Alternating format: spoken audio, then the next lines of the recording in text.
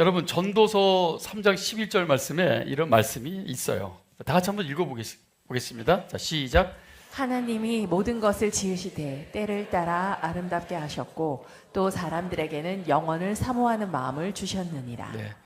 때를 따라 아름답게 하셨다. 그 정하신 때가 있는 거고, 그리고 사람들에게는 영원을 사모하는 마음을 주셨다. 인간의 본성 안에 있는 영생에 대한 목마름을 말씀하고 있는 겁니다. 인간의 상태가 그렇다는 거죠. 인간은 여러분 짐승이랑 달라요. 짐승은 그냥 육체를 가지고 있어요. 그리고 죽으면은 그것으로 진짜 영원히 그냥 사라지는 겁니다. 네. 그러나 인간은 영혼이 있기 때문에 믿는 자든 믿지 않는 자든 여러분 그 영혼이 존재한다라는 거죠. 영원히 존재한다. 믿는 사람만 영생하는 게 아니고요. 믿지 않는 사람도 그렇다라는 걸 여러분 알고 계십니까? 그게 성경이에요. 그러나 영벌로 영원히 살 것인지 아니면 천국에서 영원한 행복과 기쁨을 누릴 것인지 이건 너무나 대조되고 있지 않습니까? 그러니까 무조건 영생하는 것 자체가 좋은 건 아니라는 거죠. 사실은 그런 주제를 다루고 있는 영화들이 있어요. 보시면은 과연 그게 죽지 않고 계속해서 반복적으로 사는 것이 진정한 행복을 보여주는 것인가? 뭔가 오히려 죽고 싶어하는 그런 모습들을 보여주는 그런 드라마나 영화들을 제가 봤습니다. 여러분 그 근거가 뭔지 아십니까? 죄입니다. 죄. 뭐든지 죄를 해결되지 않는 상태에서 영원히 산다라는 것은 상상할 수 없는 형벌이지 그거를 축복이라고 말할 수 없는 것입니다.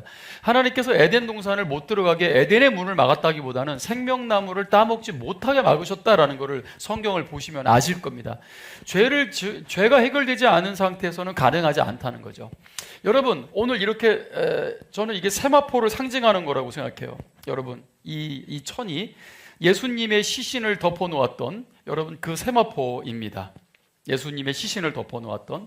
그러나 예수님은 스스로 그 세마포를 걷어내시고 여러분 부활하신 분이잖아요. 자, 그런데 예수님이 시신으로 누워있는 상태처럼 보일 수도 있겠죠. 그러나 우리가 이제 성찬식을 거행할 때 이 세마포를 이렇게 거둘 거예요. 우리 장로님들이 나오셔서.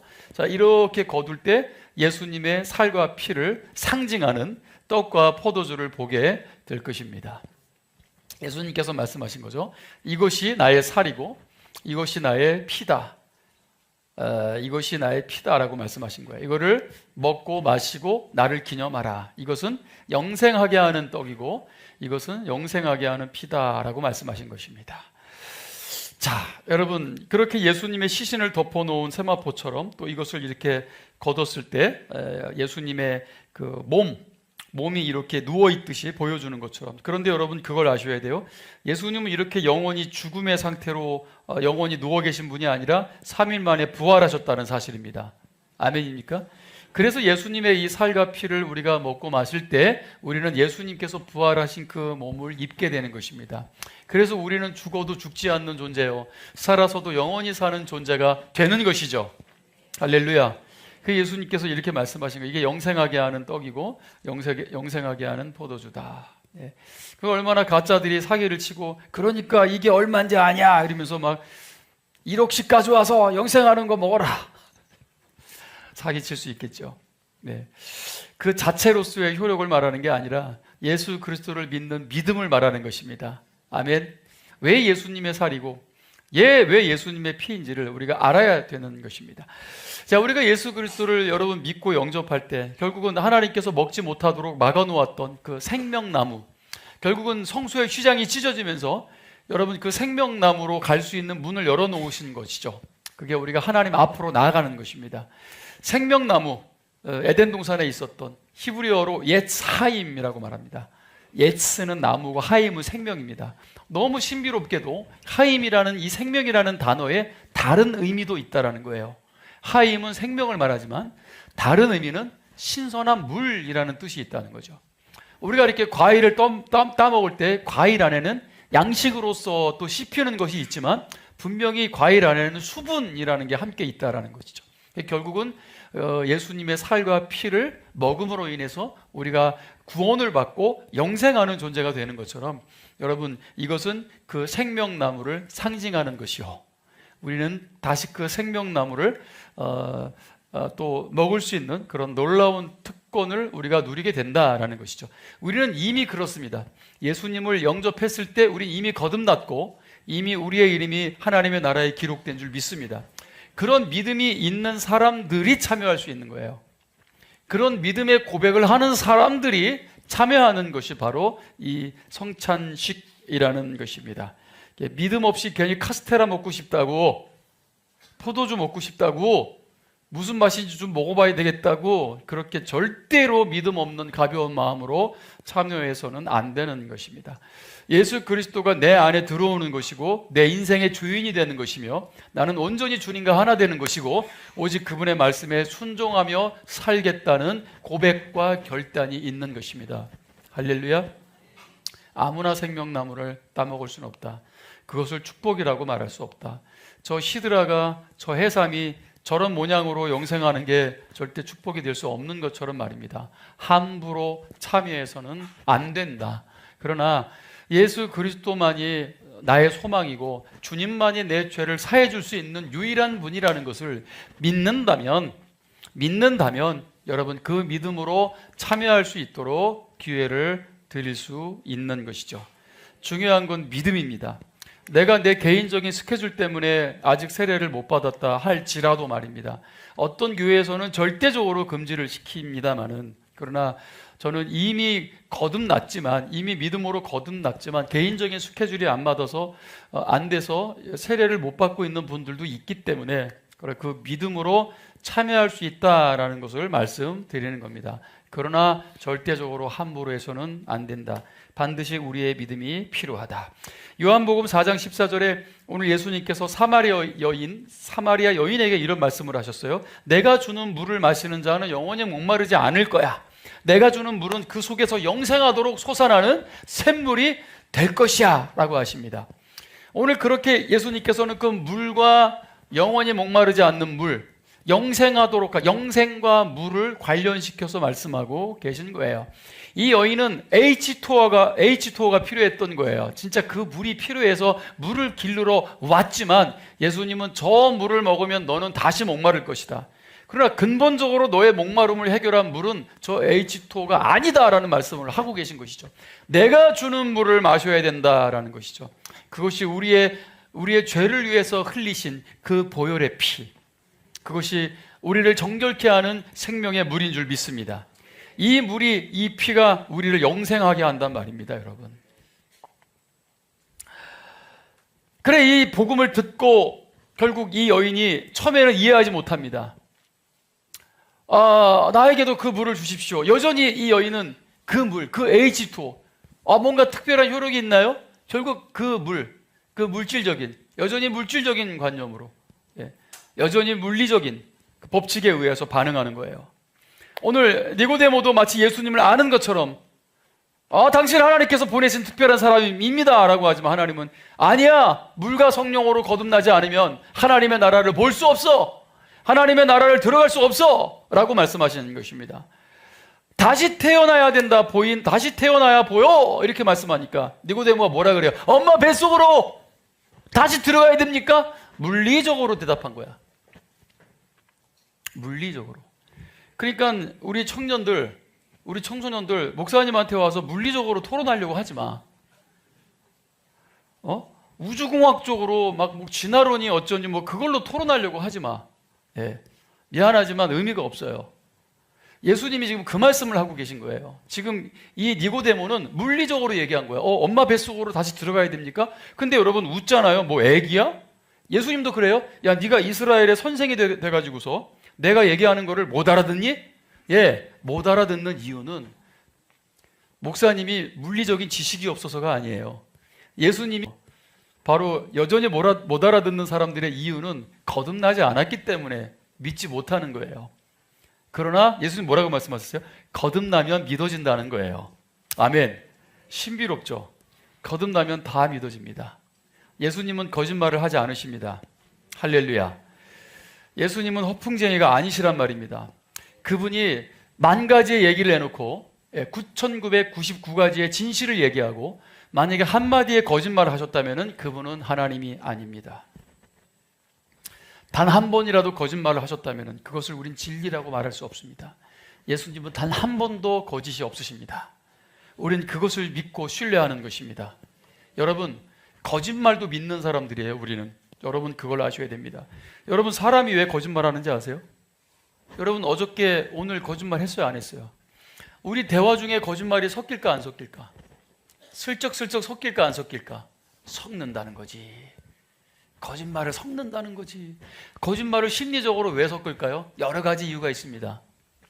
일단은 열등감 때문에 거짓말을 섞습니다. 자기를 더 어필하려고 거짓말을 슬쩍 섞습니다. 열등감 때문에. 자존감이 낮아서.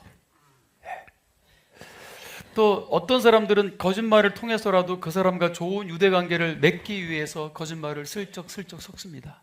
인간의 심리가 그렇다는 말이에요. 그래서 거짓말을 계속 섞잖아요. 그걸 반복적으로 거짓말하잖아요. 그 다음에는 자기도 스스로 그거를 믿어버려요. 왜 믿는지 아십니까?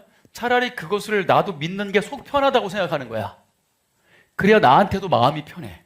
자기 마음이 편해. 자기가 거짓말한 거를 차라리 그냥 믿어버리는 거예요. 여러분, 그래서 기독교의 간증이 굉장히 위험할 수 있다는 거예요. 정말 정직한 영을 새롭게 해달라고 기도하지 않으면 여러분 간증도 위험할 수 있다. 왜? 섞으니까, 물타기 하니까, 거짓말하니까, 자기를 조금 더 내세워 보이기 위해서. 여러분 진짜 정직하신 분들은 이게 무슨 얘기인지를 안단 말이죠. 예? 다윗이 정직한 영을 새롭게 해달라고 기도합니다. 정말 피눈물을 흘리며 울부짖으며 기도합니다. 정직한 영을 새롭게 해달라고. 왜 그렇게 기도하겠어요? 정직할 수 없으니까. 자기의 의지로, 자기의 노력으로. 나 정직한데요? 거짓말입니다. 그것 또한 거짓말입니다. 여러분, 정직한 영은 하나님이 주셔야 가능합니다. 우리가 진짜 정직하게 살아갈 수 있는 것은 여러분 성령님께서 정말 우리의 삶을 통치하고 지배하고 성령 충만해야 가능하다라는 이야기입니다. 자, 그런데 자기가 해놓은 거짓말도 스스로 믿으려고 해서 자기 마음 편하려고 하는 게 인간이에요. 거짓말도 믿으려고 하면서 절대 거짓이 없으신 예수님의 말씀을 못 믿는다고요? 그런 어리석은 게 어디 있어요, 여러분? 여러분, 예수님은 진리이십니다. 영생하게 하는 이 살과 피를 우리가 먹고 마셔야 됩니다. 나를 위해 흘리신 십자가에서 찢기신 그 살과 그 피는 우리를 영생하게 하는 것입니다. 이거를 믿지 못했던 유대인들이 수근수근거렸어요. 믿지 못하니까. 야, 네가 하늘에서 온 떡이라고? 내가 너 알아. 너 저기, 야, 너 나사렛 출신, 너 목수 요셉의 아들이잖아, 너. 야, 내가 니네 부모도 알고 니네 친척도 알고, 야, 내가 그 동네 살았어. 하늘에서 왔다고. 네가 네 엄마 뱃속에서 태어났잖아. 너. 네가 뭘 하늘에서 와. 그러면서 수군거리고 있을 때 오늘 예수님께서 그들을 책망하십니다. 저들의 수군거림을. 그 예수님이 수군거리지 말라라고 하십니다. 너희들이 믿음이 없고 너희들이 통찰력이 없고 너희들이 다시 태어나지 못한 상태에서 진리를 알아듣지 못하는 것이지 왜 너희는 뒤에서 그렇게 수군거리냐는 거예요. 교회의 큰 그림을 알지 못하고 정말 깊은 뜻을 보지도 못하면서 왜 그렇게 여러분 교회를 대적하고 하늘을 대적하는 수군거림으로 사느냐 이거예요. 수군거리는 교회가 건강한 공동체겠습니까? 와서 물어보면 되지. 뭐든 얘기해 드릴 텐데, 뭐든 보여드릴 텐데, 그냥 오세요. 편하게 다 보여드릴게요. 네, 단 조건이 있어요. 같이 보여줘야 돼요. 같이. 얼마든지 가능합니다. 뭐든지 가능합니다. 원하시는 분은 오십시오. 우리는 얼마든지 오픈되어 있고, 네, 보여드릴 수 있습니다. 그러니까 수군거리지 말라는 거예요. 유물론자들이 하나님의 뜻을 자기가 보지 못하고 자기가 거듭나지 않아서 보이지 않는 건데 자꾸 수군거립니다. 네. 어떤 교회는 그래서 새 가족을 받을 때 기존 성도들을 받지 않는 교회들이 몇 있어요. 우리가 알만한 유명한 교회들은요, 이렇게 받지 않아요. 기존 성도들은. 그래서 오늘 세례 받으신 분들처럼 예수님을 처음 영접한 분들만 교인으로 받아들이는 교회들이 실제로 있습니다. 그런데 그 목사님들이 왜 기존 성도들은 안 받는가에 대해서 그런 말씀을 하시는 거예요. 자꾸 교회에서 문제를 일으킨다는 거예요. 새로운 성도들은 잘 가르치고 잘 훈련시켜서 정말 그리스도의 제자가 될 수 있도록 가르쳐서 훈련시키면 된다는 거죠. 그런데 오히려 기존 성도들이, 교회를 이전에 오신 분들이 문제를 일으킨다, 그런 얘기를 그분들이 하신다는 거예요. 이건 제 얘기가 아니에요, 여러분. 저는 그분들의 이야기를 전달하는 건 오해하지 마십시오. 여러분, 그러나 그걸 아셔야 돼요. 저희 교회는 그렇지 않습니다. 제가 받은 사명은, 여러분, 탕자는 집 밖에만 있는 게 아니라 집 안에도 탕자가 있고요. 그죠? 우리는 여러분 성숙하지 못했기 때문에 성장하고 성숙해야 될 필요성이 있습니다. 뿐만 아니라 오히려 잘못된 교회에 상처받고 오히려 집을 잃어버리고, 내가 고아가 아닌데 집을 잃어버린 사람처럼 말입니다. 집이 홀라당 불타버려가지고, 그런 새로운 집을 찾는 사람들이 왜 없겠어요? 있죠. 그렇죠? 그래서 먼 곳에서 이사 오신 분들 계시고 여러 가지 상황 때문에 정말 건강하고 새로운 교회를 찾는 분들이 계세요. 그런 분들에게 새로운 집을 제공해 줄 수 있어요. 저희 교회는. 그러니까 소문 좀 내주세요. 우리 다 받는다고. 제발 좀. 다 받으니까 소문 좀 많이 내주시고, 진짜 교회, 또 목회자에게 상처받은, 또 사람에게 상처받은 분들 누구든지 오셔서 그 상처 치유받으시고, 진짜 교회, 정말 예수 그리스도의 피로 세워진 교회, 또 균형 잡힌 건강한 교회가 어떤 교회인지를 보시고, 오늘 인천평강교회에서 건강하게 주님 오실 때까지 귀한 사명 함께 감당하고 아름답고 영광스러운 그런 예배자로 세워지시기를 축원합니다. 제가 내년도에 새롭게 계획하는 것들 가운데, 저는 인천평강교회 모든 성도가 기타를 치는 성도가 되게 만들어야 되겠다. 제가 그 사명을 받았어요. 할렐루야.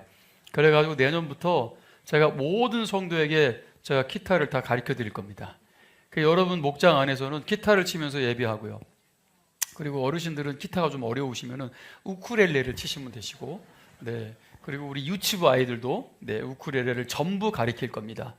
그래서 인천평강교회 성도들은 다 교회 올 때 통기타를 메고 오는 그런 교회가 좀 되게 해야 되겠다. 정말 제가 그 사명을 사실 예전에도 했었어요. 그래서 우리 목장 안에 한두 명씩 찬양 인도자를 세워서 그분들이 기타를 배워서 이렇게 기타를 치면서 찬양하는 목장 예배가 되게 하기 위해서 제가 했던 적이 있습니다. 중간에 대부분 포기하시는데 그런 과정들을 잘 극복하고 이겨내고, 그래서 인천평강교회 예배하는 교회잖아요. 그래서 모든 성도에게 정말 다윗처럼 그렇게 악기를 가르치고, 또 믿지 않는 분들에게는 노래 교실도 같이 열어드리고, 트로트도 좀 가르쳐드리고, 그래서 이렇게 선교하고 전도해야 되겠다라는 제가 그런 결단을 했습니다. 여러분 응원해 주시고 기도해 주세요. 그래서 인천평강교회는 여러분 그렇게 건강한 교회로서, 또 상처받은 분들과 또 새로운 또 든든한 모래 위에 지어진 집이 아니라 반석 위에 세워진 집을 찾기를 원하는 분들에게 제공해 드릴 수 있다. 대신에 교회와 교회 권위와 질서에 여러분 잘 훈련 받으시고 잘 교육 받으셔서 수근거림이 아니라 오히려 앞장서는 리더가 돼서 여러분 건강한 성도로 쑥쑥 성장하고 자라나시기를, 그리고 그런 리더가 되시기를 주님의 이름으로 축복합니다. 자, 이 영생하는 음료와 떡, 다시 말씀드리지만 이거 얼마짜리여야 할까? 이거를 얼마를 받아야 할까? 얼마나 소중합니까, 여러분? 요즘은요, 여러분 캐비어 뭐 이런 거 드셔보셨어요? 요즘 배달도 해준대요. 세상에 배달 안 되는 게 없어. 그래가지고 저는 캐비어를 안 먹어봤어요. 뭔 맛인지 모르지만 이렇게 배달 앱에 보면은 막 가격이 나와 있어요. 12만 원 막 이렇게. 놀라지도 않으시네.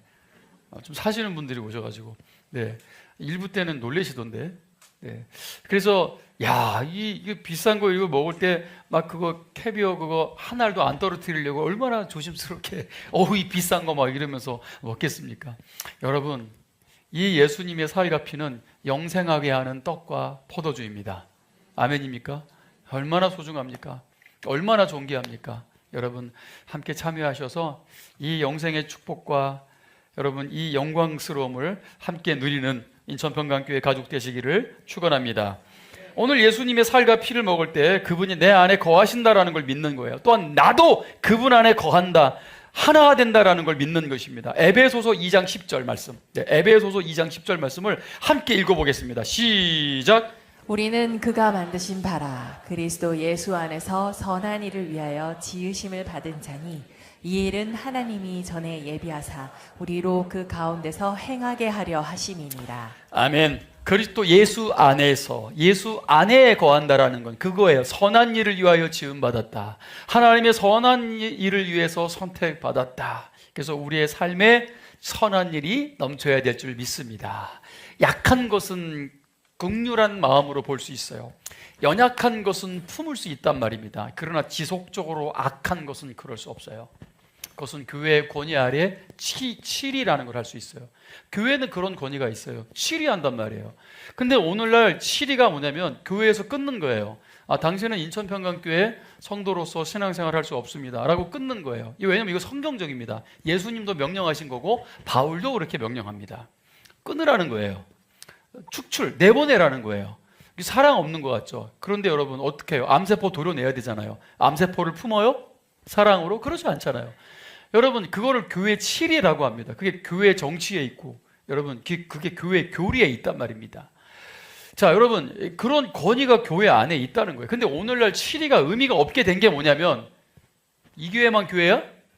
이렇단 말이에요. 교회가 사방에 널려 있기 때문에 이 치리라는 교회의 권위가 의미가 없게 되는 것입니다. 그래서 교회들도 사실은 그런 연합과 기준들이 서로 필요하겠죠. 어쩌면 교회에서 치리를 당했거나 그런 상황이 왔을 때 이게 긴밀한 협력들이 필요하다는 거죠. 오늘 바울도 그런 얘기를 해요. 그 영혼을 죽이는 게 목적이 아니라고 얘기합니다. 오히려 그 영혼을 살리기 위해서 그렇게 해야 된다라는 거예요. 저는 그래서 이 건강한 이 치리에 대한 교리는 있어야 된다고 보는 거예요. 그래서 여러분 이 뭔가 두렵고 떨림이 필요한 거 아니겠습니까? 교회는 그런 권위가 있고 질서가 있는 게 아니에요. 권위주의자, 예? 권위주의적 이걸 말하는 게 아닙니다. 건강한 권위와 건강한 여러분 질서는 온전히 하나님의 사랑과 하나님의 은혜 안에 흐르는 질서다, 교리다라는 걸 말씀드리고 싶습니다.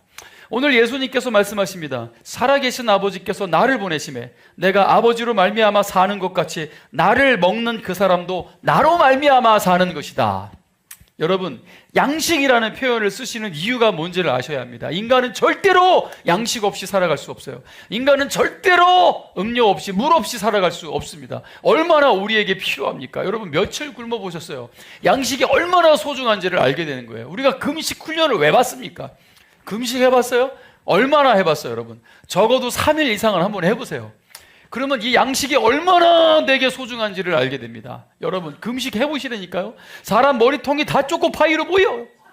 사람 머리카락이 다 짜장면으로 보여요. 그렇게 보인단 말입니다. 여러분 이 음식이 얼마나 소중한지를 알게 되는 거예요. 여러분 오늘 예수님이 그렇게 소중하단 말이에요.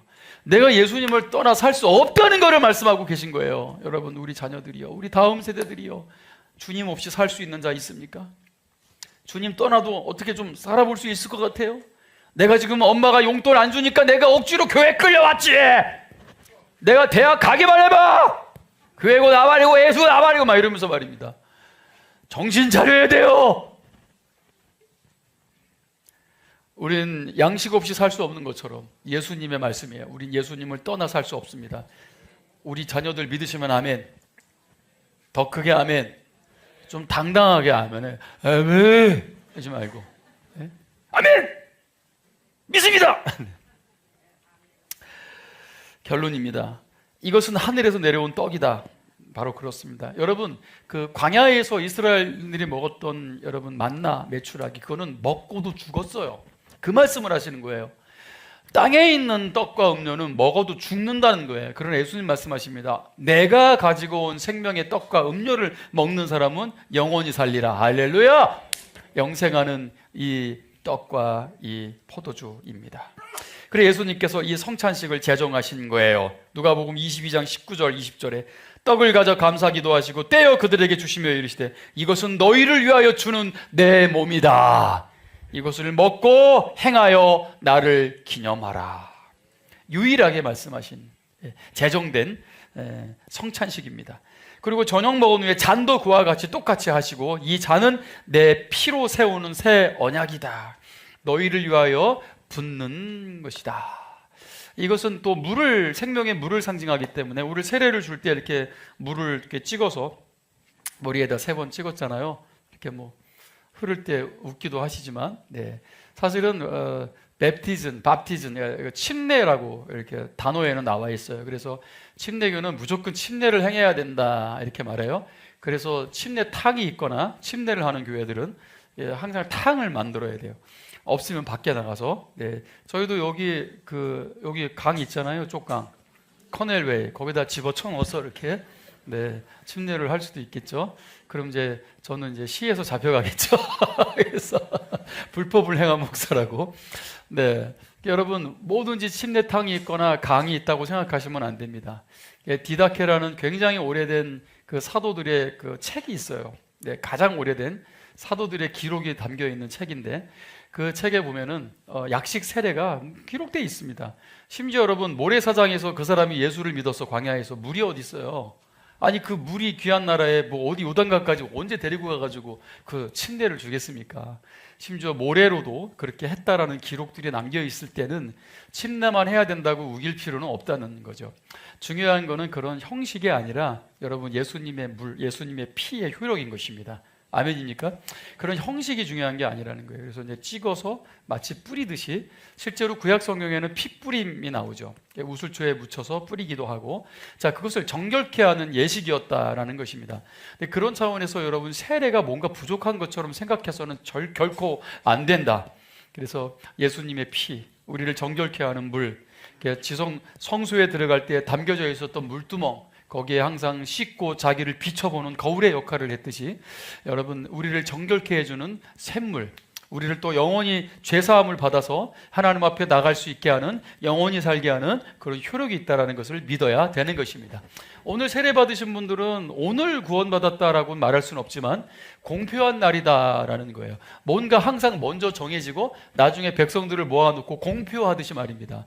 그래서 세례 받으신 분들은 이미 예수님을 영접하신 분들이에요. 그러나 오늘 당당하게 교회 하나님 앞과 그리고 모든 성도 앞에서 믿음으로 공표한 날이다. 그래서 이 날을 중요시 생각하시고 또 내가 새롭게 태어난 날로 생각하셔서 두 번째 생일로 아름답게 보내주시면 좋을 것 같습니다.